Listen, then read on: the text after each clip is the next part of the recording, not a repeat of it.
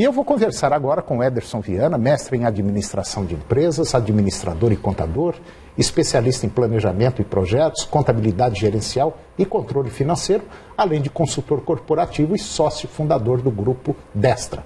E nós vamos conversar sobre um tema interessante, que é governança corporativa em empresas familiares do agronegócio. O Ederson Viana, bom dia. Bom dia, Antônio. Bom dia aos nossos telespectadores. Tudo bem, Ederson? Graças a Deus, tudo bem. Então tá bom. O Ederson, a gente já vem há muito tempo conversando sobre governança, sobre planejamento, sobre gestão, e nunca é demais estar falando sobre isso. Por quê? Porque a cada ano que passa, a situação parece que vai exigindo mais do profissional. Não importa se você tem uma propriedade rural ou uma empresa aqui no centro urbano. Não importa. A exigência é a mesma e o planejamento é o mesmo. E a regra é o seguinte, é vender muito, gastar pouco e ter um retorno maior. Exatamente. É mais ou menos por aí. Aí eu pergunto para você o seguinte, o que é governança corporativa? Então, Antônio, a governança corporativa, ela é uma prática hoje adotada para as empresas, e aí obviamente que nós temos hoje no país um instituto que determina as melhores práticas de governança corporativa, que é o IBGC. Então, a governança corporativa ela é um conjunto de processos, regras e práticas que regem a forma como a empresa ela é dirigida, administrada e controlada. E aí eu sempre falo, qualquer empresa pode adotar as melhores práticas de governança corporativa? Sim, qualquer empresa pode adotar práticas de governança corporativa. Nada mais é, Antônio, do que o modelo de gestão que eu estabeleço no meu negócio. Quer dizer, é o rumo que você tem que dar à sua empresa. Exatamente a forma como eu planejo, controlo, monitoro o meu negócio.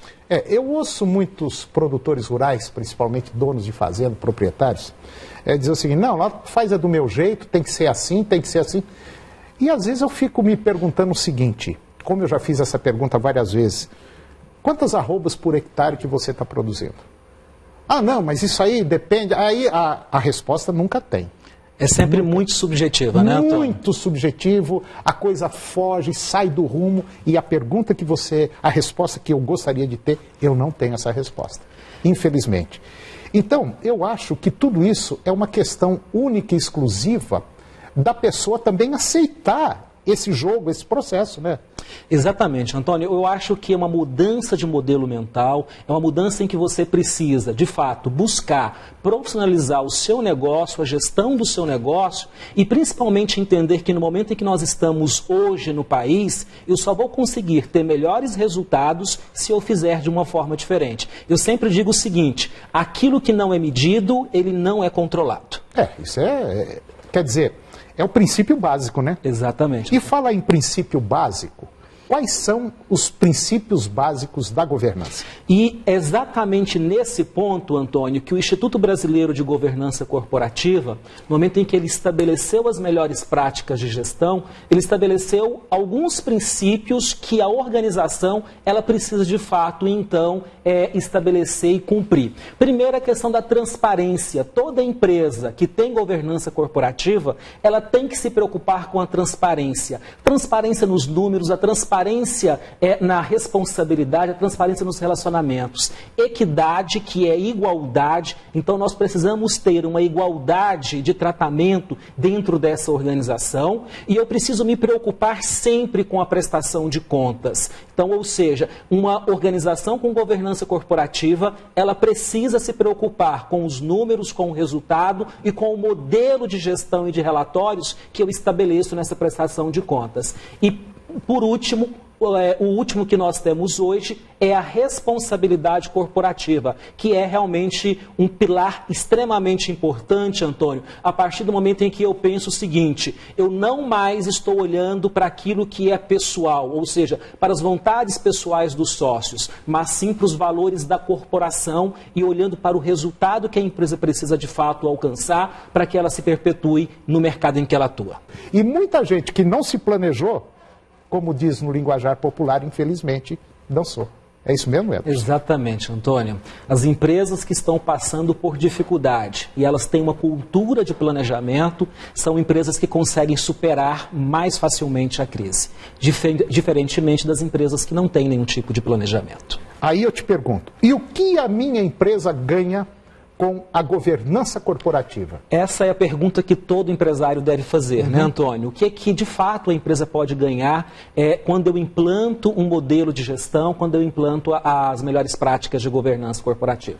Nós estabelecemos 6 ganhos. É claro que nós temos muito mais ganhos, nós estabelecemos 6. O primeiro ganho é administrar os riscos de desequilíbrio entre o crescimento da família e o crescimento familiar. O que significa o seguinte, nem sempre o negócio acompanha o crescimento da família. A família cresce numa proporção maior do que o negócio. Então nós precisamos conseguir equilibrar isso. O segundo é separar interesses entre a família e a empresa. Há sempre uma confusão muito grande, Antônio, e há sempre muito conflito. A governança corporativa, ela vem com regras claras para estabelecer, de fato, os interesses da família. E o terceiro, que é evitar a saída de sócios. Isso acontece em muitas empresas familiares que em algum momento, por morte, o sucessor ou o herdeiro, ele assume aquele negócio e aí naquele momento ele não tem mais interesse no negócio e é preciso sair da sociedade e acaba que o negócio ele tem um prejuízo muito grande no momento em que precisa de uma saída de um sócio nessa situação. O quarto que nós estabelecemos que é manter o foco na estratégia. Nós sabemos que hoje o empresário ele gasta muito mais tempo hoje pensando em apagar incêndio, fogo e resolvendo problemas que não foram planejados, do que de fato pensando na estratégia do negócio a longo prazo. Evitar que eventos envolvendo a vida pessoal dos sócios tragam prejuízo aos negócios. Muitas das vezes tem um sócio que está com o nome negativado, que está nos órgãos de proteção ao crédito, que tem ações, né? E essa situação do sócio, ela atrapalha o negócio, atrapalha um financiamento, atrapalha uma situação bancária junto às instituições financeiras e que o negócio precisa naquele momento. E o sexto, que é o aumento do valor do negócio. Antônio, empresas que têm governança corporativa, elas têm um valor maior de mercado. Por quê? Porque são empresas que estão seguindo um padrão que é um padrão internacional, que é o padrão que justamente o IBGC, o Instituto Brasileiro de Governança Corporativa, estabelece como padrão de gestão. Então essas empresas no mercado, ela tem um valor maior. Resumindo, são empresas organizadas. Exatamente. Só o mercado isso. reconhece como empresas organizadas. É isso aí. Doutor Ederson Viana, eu acho que essa conversa foi muito boa, foi excelente. E gostei e eu espero vê-lo aqui no próximo programa. Ok, Antônio, obrigado e um grande abraço aos nossos telespectadores. Até o próximo encontro. E o agronegócio de hoje chegou ao fim. Mais informações você encontra no nosso Facebook, www.facebook.com/Antônio Pereira TV Agro. E eu termino o programa de hoje com a seguinte mensagem. A primeira condição para se realizar alguma coisa é não fazer tudo ao mesmo tempo.